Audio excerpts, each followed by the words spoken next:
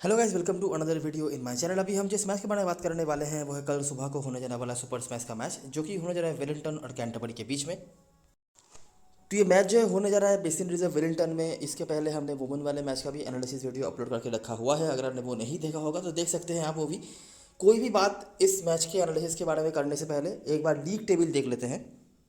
तो फिलहाल के लिए लीग टेबल ऐसा दिख रहा है, ठीक है। अभी कैंटरबरी और वेलिंगटन का कल मैच होने जा रहा है। नॉर्थर्न डिस्ट्रिक्ट ओटावा का जो मैच होने जा रहा है वो तो मतलब कोई फ़ायदा नहीं है उस मैच का, लीग टेबल से लेना देना नहीं है। ऑकलैंड ने कंफर्म कर लिया है पहला स्थान, क्योंकि हर मैच जीतने पे आपको 4 पॉइंट मिलते हैं। वेलिंगटन है दूसरे स्थान पर, सेंट्रल डिस्ट्रिक्ट है तीसरे, कैंटरबरी है चौथे स्थान पर। कैंटरबरी के रन रेट अगर आप नोटिस करोगे तो इनके पास बेहतर रन रेट है सेंट्रल डिस्ट्रिक्ट से। तो अगर कल के मैच में कैंटरबरी जीत जाती है तो वो चले जाएंगे दूसरे स्थान पर। वेलिंगटन का कॉन्फर्मेशन हो चुका है कि वो बहुत ही चांसेस कम है कि वो बाहर हो जाए। अगर कल के मैच में बहुत बुरे मतलब व्यवधान से हारते हैं तो उनका रन रेट कम हो जाएगा। अगर वो सेंट्रल डिस्ट्रिक्ट से भी कम हो जाता है तब क्या होगा कि वेलिंगटन तो हार गई, उनका 22 पॉइंट ही रह गए। रन रेट भी अगर बहुत कम हो जाता है तो सेंट्रल डिस्ट्रिक्ट के नीचे वो चले जाएंगे और सेंट्रल डिस्ट्रिक्ट तीसरे पायदान पर ही रहेंगे। लेकिन अगर एक नॉर्मल मैच होता है जहाँ पे कैंटरबरी जीतती है, बहुत बड़े मार्जिन से नहीं लेकिन जीतती है, तो उनका कंफर्म हो जाएगा टॉप 3 और वो चौथे से डायरेक्टली आ जाएंगे दूसरे पायदान पर। और वेलिंगटन के ही साथ अगले मैच डे में उनको खेलना पड़ेगा एलिमिनेटर। अगर वेलिंगटन जीत जाती है तो कैंटरबरी बाहर हो गई, सेंट्रल डिस्ट्रिक्ट के साथ उनका एलिमिनेटर होगा, ठीक है। तो ये बस सिंपल सी बातें हैं। कोई भी रिजल्ट हो कैंटरबरी को जीतना ही है, इसके अलावा और कोई उनके पास चांस नहीं है कुछ कर देखा। अगर कल के मैच में बारिश हो जाती है तब भी कैंटरबरी के लिए अच्छा होगा, क्योंकि तब भी वो 2 पॉइंट लेके और अच्छे रन रेट के साथ पहुंच जाएंगे। अगर सेंट्रल डिस्ट्रिक्ट को आगे पहुंचना है तो उनकी किस्मत भी वेलिंगटन के हाथ में है, कैंटरबरी की किस्मत अपने हाथ में है। अगर बारिश होती है तो भी वो पहुंच जाएंगे, अगर वो जीतते हैं तो भी वो पहुंच जाएंगे, हारते हैं तो बाहर हो जाएंगे, सिंपल सी बात है। वेलिंगटन कंपैरेटिवली अच्छी जगह पे है। अगर वो हारते भी हैं तब भी उनके पास चांस रहेगा कि वो टॉप 3 में ख़त्म करें, अगर बहुत बड़े मार्जिन से नहीं हारते हैं तो। और अगर जीतते हैं तब तो कोई बात है ही नहीं, और ऑकलैंड का जगह वो सेफ है, वो फाइनल में पहुंच चुके हैं, ठीक है। तो ये है कल के मैच का इंपॉर्टेंस, ठीक है। किसको क्या अप्रोच के साथ खेलना है आप समझ सकते हैं। बाकी आगे बढ़ते हैं और देखते हैं क्या क्या है इन दोनों टीमों के बीच भी। ऑब्वियसली मैच हो चुका है इस सीजन में, जो कि कैंटरबरी के घर पे हुआ था। वेदर क्लियर है, दिक्कत वाली बात नहीं है।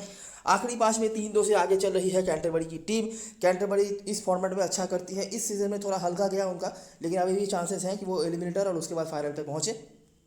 देखते हैं जब ये दोनों टीमें आमने सामने हुई हैं आखिरी कुछ मैचेस में तो क्या क्या हुआ है। हम स्टार्ट कर रहे हैं इस वाले मैच से जो वेलिंगटन में हुआ था। 2 साल पुराना मैच है, 2 साल से थोड़ा ज़्यादा पुराना मैच है।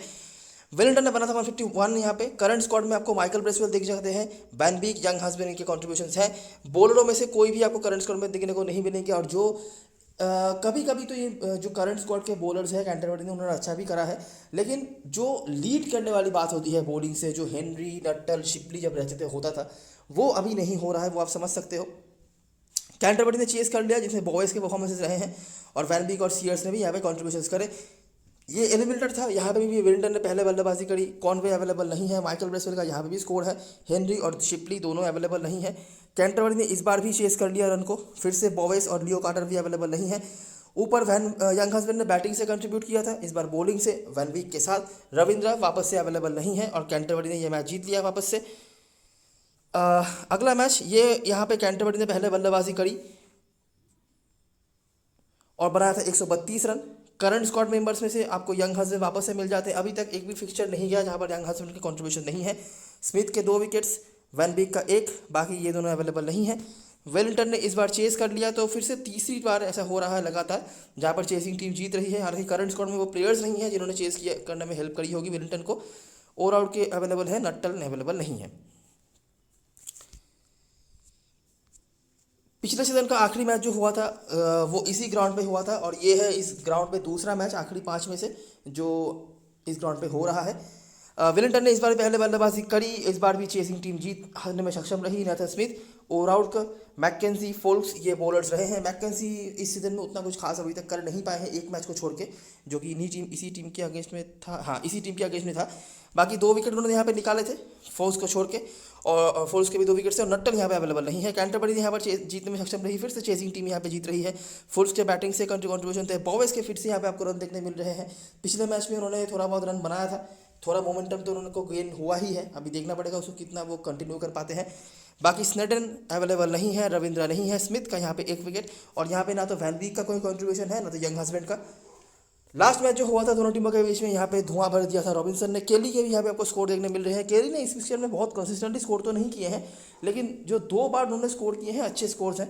यहाँ पे भी 72 है, और सेकंड लास्ट मैच में, मतलब इस मैच के सेकंड लास्ट मैच में जो आपने देखा था, ये वाले मैच पे भी इन्होंने 24 रन बनाए थे। उसके पहले भी अगर देखने जाओगे तो उनका वही रहता है, हिट और मिस है, तो थोड़े से बड़े स्कोर्स होते हैं, नहीं तो नहीं होते हैं। बाकी मैकेंसी यहाँ पे आपको देखने मिल जाते हैं। मैकेंसी का इस फिक्चर में अच्छा रिकॉर्ड देखने मिल रहा है लास्ट 2 मैच में, और आउट के फुल्स तो है ही। कैंटरबरी यहाँ पे चेज हालांकि नहीं कर पाए वो, जहाँ पे लेथम, निकोल्स ने कंट्रीब्यूट करे थे। निकोल्स के इस फिक्चर में काफ़ी अच्छे रिकॉर्ड्स हैं, वो ज़्यादा खेले नहीं हैं, लेकिन जब वो खेले हैं उनके कॉन्ट्रीब्यूशन हमें देखने मिल रहे हैं। बाकी माइकल ब्रेसवेल इस बार बैटिंग से कुछ ना कर पाए, तो बॉलिंग से यंग हस्बैंड 1 मैच वो मिस गए थे, यहाँ पे वापसी कर गए बॉलिंग के साथ। वैन वीक के भी 2 विकेट्स, और स्नेडन ने यहाँ पे 1 विकेट निकाला था जो अवेलेबल नहीं है। तो देखने हमें, देखो ये फिक्सचर बहुत हाई स्कोरिंग नहीं है, ठीक है। ये एक मैच था जहाँ पर 190 चेज हुआ था, जो एलिमिनेटेड था, जो डनडन में हुआ था, जो कि न्यूट्रल वेन्यू है। बाकी जब दोनों टीमें अपने अपने घर पे खेली है, ऑब्वियसली कल भी एक टीम अपने घर पे ही खेलने वाली है, तो हमें ये फिक्सचर पे ज़्यादा रन्स देखने नहीं मिले हैं। 190 तो छोड़ो, 170 80 के आसपास भी नहीं गई है चीज़ें।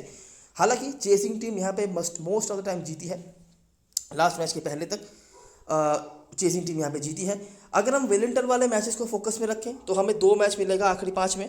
पहला मैच है ये, वेलिंगटन ने बना था 151, जहाँ पे Michael Bracewell, van Beek, Young husband contributors हैं, और यहाँ से बॉवेस, वैन बीक के बॉलिंग से भी कंट्रीब्यूशन थे, और बेन सीयर्स जो कल के मैच में वापसी करने जा रहे हैं, इनका कंट्रीब्यूशन था।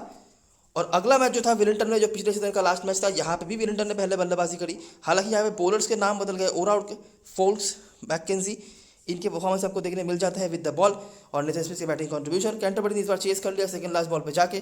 बॉवेस यहाँ पे भी थे, तो दोनों मैच जो वेलिंगटन पे हुए हैं, दोनों ही में से बॉवेस के कंट्रीब्यूशन हैं। फोल्स के बैटिंग से भी कुछ थे, बाकी स्मिथ जो करंट स्क्वाड में खाली अवेलेबल है। कुछ प्लेयर्स के नाम हमने यहाँ पे देखे हैं, जिनमें से मैकेंजी एक नाम है, जिनके लास्ट 2 मैच जिन्होंने खेले हैं 5 विकेट निकाले हैं अपने घर पे भी, मतलब कैंटरबरी के घर पे भी, और कल जिस ग्राउंड पे मैच होने जा रहा है उस ग्राउंड पे भी। इसके अलावा निकोल्स के रिकॉर्ड में आपको आगे दिखाऊंगा। बॉवेस का हमने थोड़ा बहुत नाम देखा है। यंग हस्बैंड कंपेरेटिवली ज़्यादा यहाँ पे है वैन वीक के साथ। नेथन स्मिथ उतना कंसिस्टेंट नहीं है, लेकिन हाँ है नाम थोड़े बहुत, बैटिंग से भी थोड़े बहुत है, बॉलिंग से भी है, उतना ज़्यादा नहीं है जितना ज़्यादा हमने शायद यंग हस्बैंड को या वैन वीक को देखा होगा। तो ये सब चीज़ें हैं जो हम बता सकते हैं। और एक और चीज़ जो नोटिस करने वाली हमें मिल रही है, ये लास्ट मैच में 184 बना दिया था, ठीक है। अगर आप कंपेयर करोगे बाकी जो मैचेस गए हैं, देखो यहाँ पे 151 था, चेज हो गया, 190 था, ये भी चेज हो गया था, 132 लो स्कोर्स हैं, ये चेज हो गए, 148 था, ये भी सेकंड लास्ट बॉल पे चेज हो गया। यहाँ पे काफ़ी रन ज़्यादा बन गया था 184, जो चेज नहीं हुआ था ऑब्वियसली। लेकिन इस फिक्सचर में हमने बहुत रन्स बनते हुए नहीं देखे हैं। 170 ऑन एन एवरेज ही है, उसके नीचे ही है। एक आध मैच में थोड़ा ज़्यादा बन गया होगा, लेकिन चेसिंग टीम यहाँ पे मोस्टली जीती है। थोड़ा कम स्कोर बना है बैटिंग फर्स्ट में कंपेयर अगर करके देखा जाए तो, ठीक है, मेजॉरिटी ऑफ द टाइम्स, हमेशा तो नहीं, मेजॉरिटी ऑफ द टाइम्स। तो ये है चीज़ें जो हेड टू हेड से हम बता सकते थे। अगर आपको और डिटेल में देखना है, आप वीडियो को बैक करके पॉज करके देख सकते हो। मेरे को जितना बताना था मैंने बता दिया, जो रेलिवेंट मुझे लगा। समराइज करने आ जाएंगे तो बॉवेस का नाम आपको मिलेगा, ऑब्वियसली आपने देखा। निकोल्स ज़्यादा खेले नहीं हैं, लेकिन नॉट आउट भी रहे होंगे, लेकिन उनके रन्स हैं। लास्ट मैच में भी आपने देखा उन्होंने रन बनाया था, 50 तो नहीं बनाया था, लेकिन रन उन्होंने बनाया था। माइकल ब्रेसवेल के यहाँ पर अच्छे स्कोर्स हैं, बॉलिंग से भी कंट्रीब्यूशन हैं, तो ये तीनों ही काफ़ी इंपॉर्टेंट हो जाते हैं आपके लिए।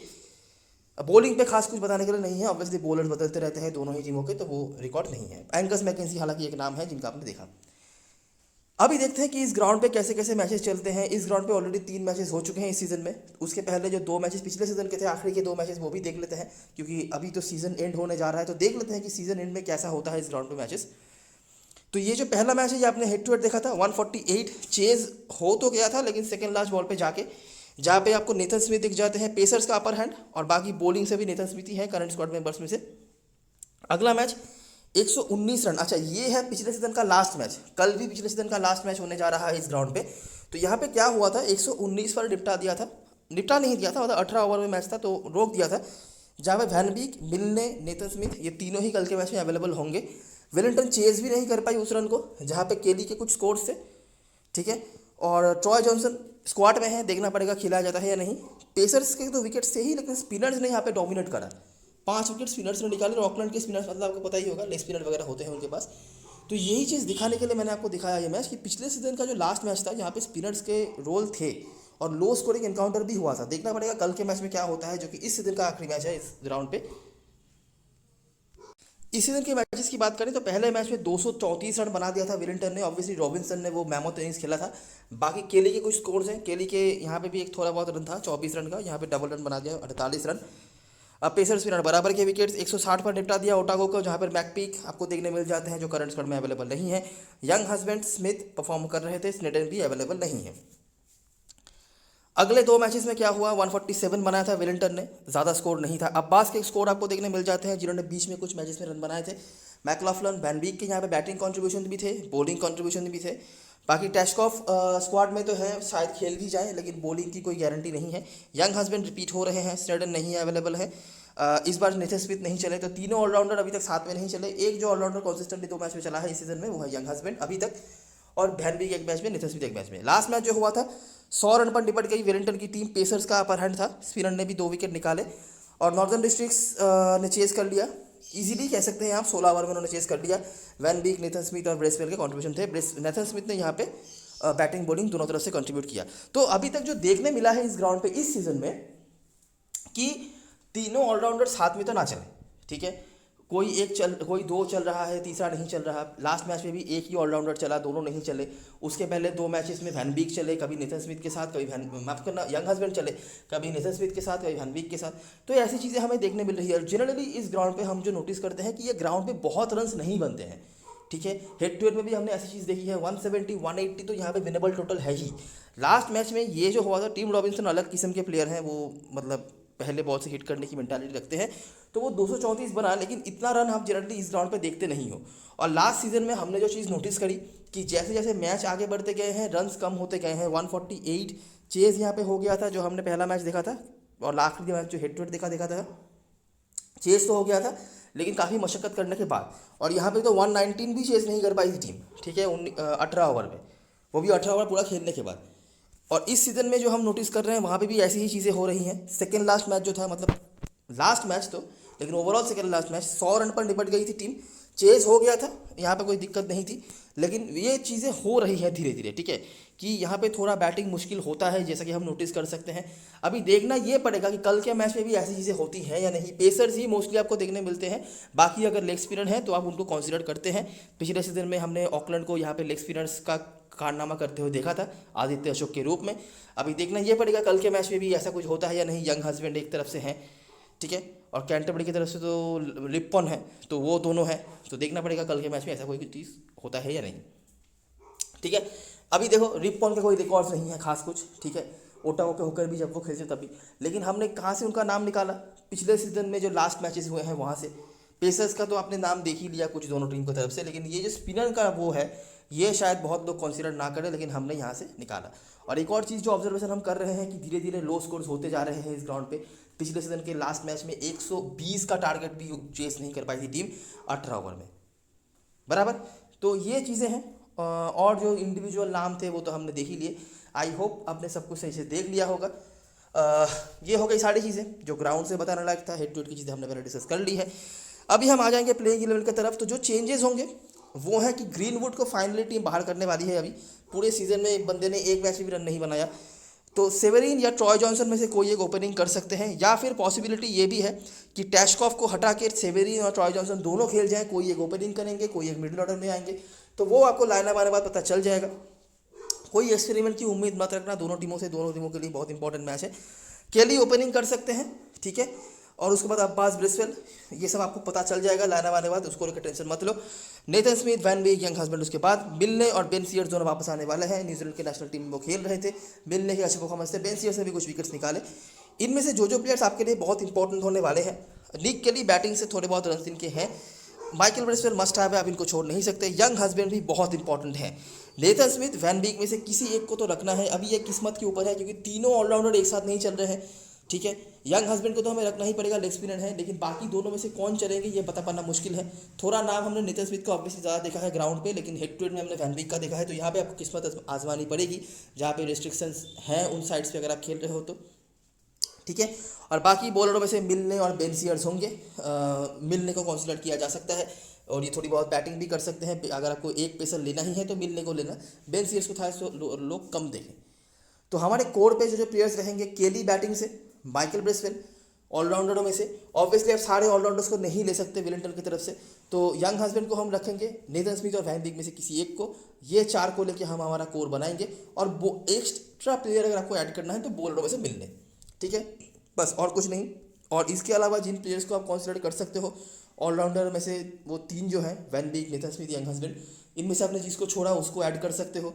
अब्बास को ऐड कर सकते हो, स्पेशली बैटिंग फर्स्ट में, ठीक है। बाकी मुझे ऐसा कुछ दिख नहीं रहा जिनको आप स्मॉल लीग में ले सको। बात करें कैंटरबरी की तरफ से, कैंटरबरी की तरफ से जिसके रिकॉर्ड्स हैं, अगर उनकी बात करें तो निकोल्स के रिकॉर्ड है, ठीक है, बोवेस के रिकॉर्ड है, रिपॉन हमारे लॉजिक के हिसाब से लेग स्पिनर कल के मैच में काम आ सकते हैं तो वो है। और एक बॉलर जो बहुत ज़्यादा उभर के आ रहे हैं वो है एंगस मैकेंजी। जिस बॉलर की तरफ सबसे कम देखेंगे लोग कैंटरबरी की तरफ से, उसी बॉलर का रिकॉर्ड सबसे अच्छा दिख रहा है। तो अगर आपको रिस्क लेना है तो आप एंगस मैकेंजी के साथ जा सकते हो, और अगर आपको सेफ जाना है तो जिनके परसेंटेज ज़्यादा है ओवर आउट के, ये भी अच्छे ऑप्शन है, तो इनके साथ भी आप जा सकते हो। तो ये चार हमारे कोड पे रहेंगे, मतलब बोवेस, निकोल्स, रिपॉन, मैकेंजी रिस्की या फिर ओवर आउट के सेफ। इसके अलावा जो ऑप्शंस होंगे कीपिंग सेक्शन में, लेथम और मिच हे में से आपको किसी एक को लेना है। मैं हमेशा ही ये बोलता हूँ मिच हे को अगर लेना है बैटिंग फर्स्ट में लो, बैटिंग सेकंड में कोई काम पे वो आएंगे नहीं। लेकिन लास्ट मैच में क्या हुआ कि उनको बैटिंग ढंग से मिली ही नहीं बैटिंग फर्स्ट में, तो बैटिंग मिलना भी चाहिए, वही बात है। तो अगर आप उनको ले रहे हो तो लेथम का कोई रोल नहीं होना चाहिए, दोनों में से एक ओपनर जल्दी से जाना ही पड़ेगा, तभी मिच हे का रोल आएगा, यही चांसेस ज़्यादा है। बाकी अगर आपको सेफ जाना है तो लेथम के साथ ही जा सकते हो क्योंकि जनता इनके साथ ही जाएगी।